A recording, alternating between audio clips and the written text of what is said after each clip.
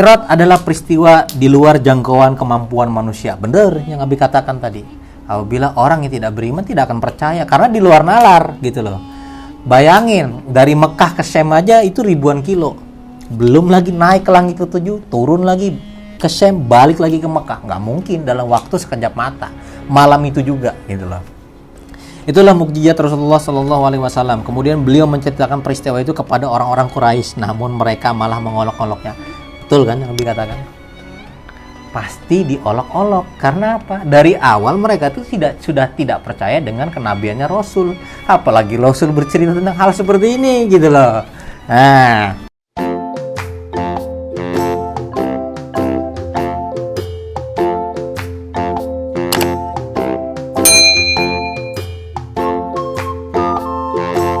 oke, assalamualaikum warahmatullahi wabarakatuh. Kembali lagi di channel apa? Rumah Ade dan Fitri. Jadi alhamdulillah kita hari ini lanjut lagi berkisahnya, masih tentang kisah Sirah Nabawiyah, sejarah Nabi kita, Nabi Muhammad Sallallahu Alaihi Wasallam. Pada kisah yang kemarin itu bagaimana antara Baitul Maqdis dan Sidratul Muntaha, yaitu perjalanannya Rasul yang kita bisa katakan adalah peristiwa Isra Mi'raj. Nah, bagaimana Rasul itu datang, Rasul itu diundang oleh Allah untuk langsung ke arasnya, dikirim ibaratnya ajudan, yaitu malaikat Jibril, plus transportasinya dilakukan dalam waktu semalam dari Baitul Maqdis ke Sidratul Muntaha, dari mana? Dari Baitul Maqdis ya ke Sidratul Muntaha pada saat itu, negeri langsung dalam waktu satu malam, dari Mekah ke Syam, naik sampai Sidratul Muntaha, arsy-nya Allah, untuk Allah mewahyukan perintah sholat, dan itu dilakukan dalam waktu semalam. Terus Rasul berpikir ketika Rasul sudah mendapatkan perintah sholat, apakah perintah sholat ini ketika disampaikan ke kaum Quraisy itu mereka akan percaya, sementara kaum Quraisy itu dari awal sudah nggak percaya dengan Rasul ketika peristiwa kenabiannya Rasul pada saat itu. Nah, untuk lebih jelasnya kita langsung ke cerita selanjutnya. Namun alangkah baiknya sebelum melanjut ke kisah selanjutnya, alangkah baiknya ibu, bunda, dan adik-adik untuk terus mendukung channel ini, untuk klik tombol subscribe di bawah dan nyalakan loncengnya agar terus mendapatkan notifikasi dari channel Rumah Ade dan Fitri. Nah, mungkin sebelum kita mulai kita baca Bismillahirrahmanirrahim. Pembenar dan pendusta. Nah, ini pembenar dan pendusta dari kabar yang dibawakan oleh Rasulullah Sallallahu Alaihi Wasallam. Isra Mi'raj adalah peristiwa di luar jangkauan kemampuan manusia. Bener yang Abi katakan tadi. Apabila orang yang tidak beriman tidak akan percaya karena di luar nalar gitu loh. Bayangin dari Mekah ke Syam aja itu ribuan kilo. Belum lagi naik ke langit ketujuh, turun lagi ke Syam, balik lagi ke Mekah. Nggak mungkin dalam waktu sekejap mata. Malam itu juga gitu loh. Itulah mukjizat Rasulullah Shallallahu Alaihi Wasallam. Kemudian beliau menceritakan peristiwa itu kepada orang-orang Quraisy, namun mereka malah mengolok-oloknya. Betul kan yang dikatakan? Pasti diolok-olok. Karena apa? Dari awal mereka tuh sudah tidak percaya dengan kenabiannya Rasul. Apalagi Rasul bercerita tentang hal seperti ini gitu loh. Nah, ini konyol katanya orang Quraisy. Perlu waktu sebulan untuk pergi ke dari Mekah ke Syam, sanggah mereka. Apakah mungkin Muhammad pergi ke sana lalu pulang lagi dalam waktu semalam? Itu sanggahan mereka loh ya. Cuma dari Mekah ke Syam. Belum lagi Rasul cerita, aku naik sampai langit ketujuh ketemu Allah, balik lagi ke Syam, balik lagi ke Mekah. Tambah nggak percaya mereka. Tuh. Nah, hahaha, mereka tertawa ya kan. Tawa mereka makin membahana. Pergilah mereka menemui Abu Bakar. Orang Quraisy itu ngomong, "Wahai Abu Bakar, coba tengok sahabatmu itu. Dia mengaku malam tadi pergi ke Baitul Maqdis dan pagi ini pulang ke Mekah." Nah, bayangin. Gitu. Demi Allah, jika itu yang beliau katakan, pasti beliau berkata benar, jawabnya Abu Bakar. Karena Abu Bakar salah satu sahabat Rasul pada saat itu yang meyakini bahwasannya Rasul seorang nabi, utusan Allah. Nah, yang dikatakan nabi itu adalah orang-orang beriman. Bagi orang-orang yang beriman pasti percaya apa yang dikatakan Rasul pada saat itu. Abu Bakar lalu berlari menemui Rasulullah Shallallahu Alaihi Wasallam di Ka'bah. "Wahai Nabi Allah, benarkah engkau pergi ke Baitul Maqdis?" Tanyanya kepada Rasulullah Shallallahu Alaihi Wasallam. Tanyanya si Abu Bakar. Ya benar, jawabnya Rasulullah Shallallahu Alaihi Wasallam. Kalau begitu tolong ceritakan kepadaku ciri-ciri Baitul Maqdis karena aku pernah pergi ke sana. Dia ngomong gitu kan. Rasulullah Shallallahu Alaihi Wasallam menjelaskan ciri-ciri Baitul Maqdis. Abu Bakar pun mengangguk. Engkau berkata benar, aku bersaksi bahwa engkau utusan Allah. Jadi ya Abu Bakar ini ya mungkin agak ragu sedikit atau seperti apa, karena Abu Bakar juga baru kan masuk keislamannya. Jadi Abu Bakar tuh masih membandingkan, tanya ke Rasul, saya ini tahu ciri-ciri Baitul Maqdis ya Rasulullah, tolong dong ceritain. Rasulullah cerita. Akhirnya Abu Bakar percaya, oh iya betul, bahwasanya langsung dia mengakuin, aku bersaksi bahwa engkau adalah utusan Allah, katanya Abu Bakar. Engkau wahai Abu Bakar adalah asyidik, ujarnya Rasulullah Shallallahu Alaihi Wasallam. Asyidik artinya membenarkan, itulah julukan Abu Bakar sejak hari itu. Jadi asyidik, Abu Bakar asyidik itu membenarkan.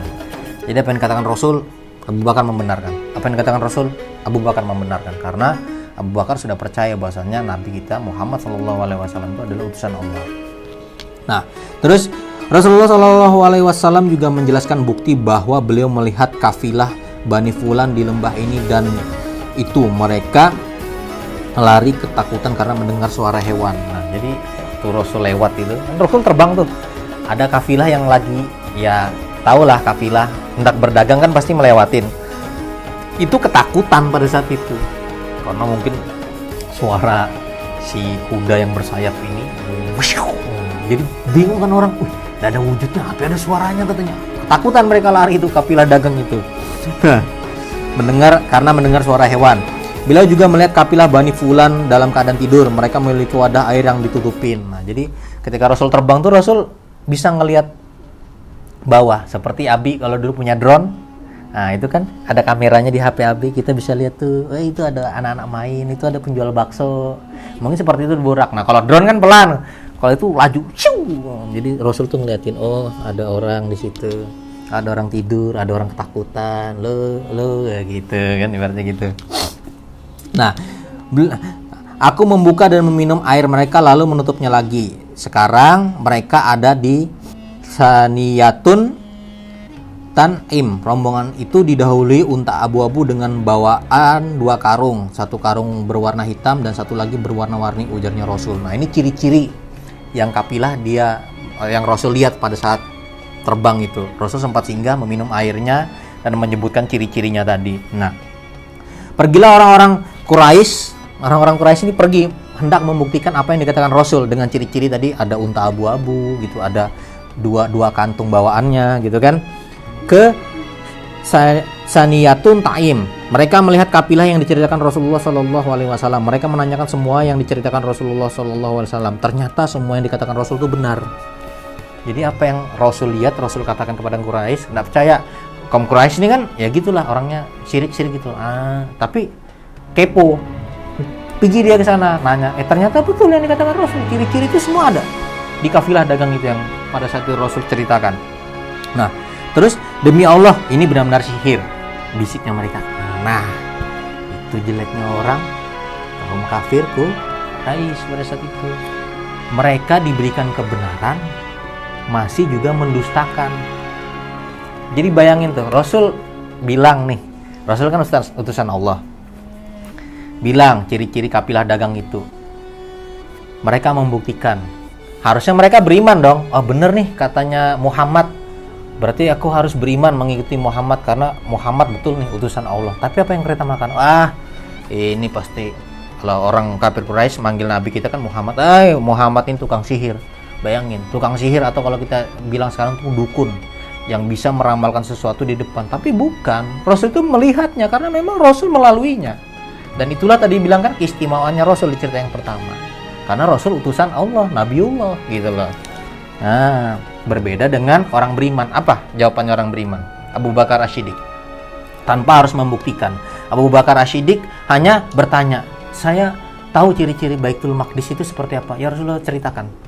Benar, baru pada saat itu Abu Bakar mengatakan, aku bersaksi bahwa engkau adalah utusan Allah pada saat itu. Nah terus Meskipun Rasulullah SAW terus memberikan bukti, tetap saja orang-orang kafir mengolok-oloknya. Pasti akan bertambah yakin dengan keajaiban ini. Namun orang yang imannya tipis tidak akan menganggap peristiwa ini benar-benar tidak masuk akal. Banyak yang murtad setelah peristiwa ini. Orang-orang kafir juga tidak beriman. Kekerasan hati mereka menutup pintu petunjuk Allah Subhanahu wa Ta'ala. Apakah dakwah Islam akan padam setelah peristiwa ini? Nah, ternyata dampaknya luar biasa.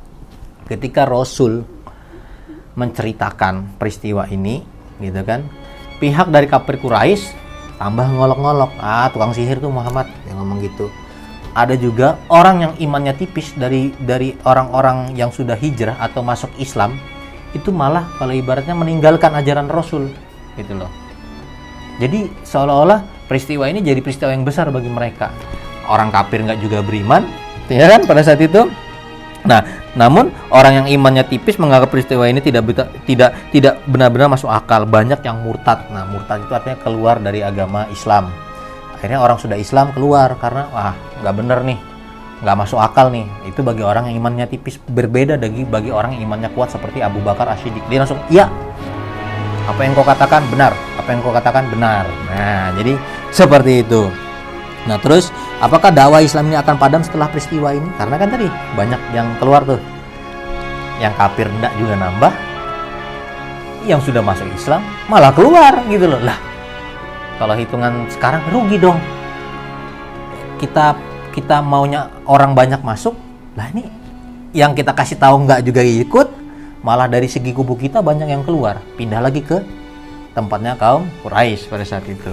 Nah, Baitul Maqdis terletak di Palestina. Yang tadi Abi bilang Syam, sekitar 1.500 km dari Mekah. Saya bilang kan ribuan kilo.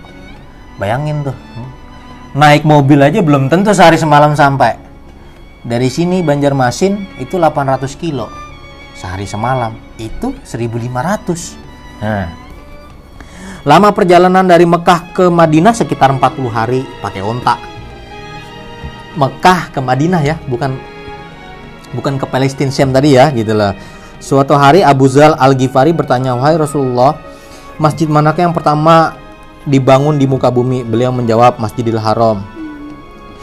Dia lagi bertanya lagi, lalu menjawab, "Masjidil Aqsa." Nah, Masjidil Aqsa terletak di Syam, Palestina. Nah, di Madinah. Nah, seperti itu. Nah, jadi itu. Jadi ini ada pelajaran bahasa Arab anak-anak, langsung aja. Ada unta, kambing, dan harta. Ayo dibaca.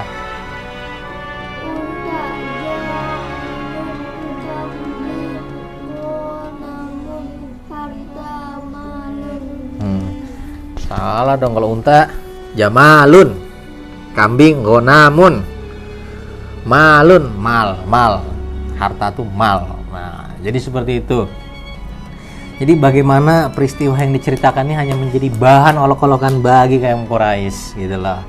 Kita lihat yang orang yang tidak mempunyai iman sama sekali, berbeda dengan Abu Bakar yang pada saat itu langsung, "Ya, saya percaya Rasul. Apa yang kau katakan, saya membenarkan," katanya Abu Bakar. Namun juga di sisi satunya, ketika dari kaum muslimin yang imannya tipis, malah kembali murtad, kembali kepada kaum Quraisy. Jadi katanya Rasul, ya kalau kita dibilang rugi dong. Diceritain ke kaum Quraisy, nggak ada juga yang beriman. Ceritain ke kaum muslimin, malah banyak yang murtad, kembali ke kaum Quraisy. Nah, makanya di judul ini dikatakan pembenar dan pendusta. Di situ melihat bagaimana keteguhan iman dari seseorang. Nah, jadi seperti itu. Nah, terus apakah dakwah Islam ini akan padam setelah peristiwa ini? Ya, karena tadi banyak yang berkurang, bukan bertambah dari segi kaum muslimin. Nah, kita akan cerita di kisah selanjutnya. Nah, mungkin itu saja yang dapat saya sampaikan pada kisah kali ini. Apabila terdapat kesalahan, kekurangan, saya mohon maaf, karena manusia tidak lepas daripada khilaf. Astagfirullahaladzim. Namun apabila ada kebenaran, itu murni datangnya semua dari Allah Subhanahu wa Ta'ala. Dan jangan lupa untuk terus mendukung channel ini, untuk klik tombol subscribe dan nyalakan loncengnya untuk terus mendapatkan notifikasi dari channel Rumah Ade dan Fitri. Mungkin itu saja, kita akan ketemu di kisah selanjutnya. Assalamualaikum warahmatullahi wabarakatuh. Dadah.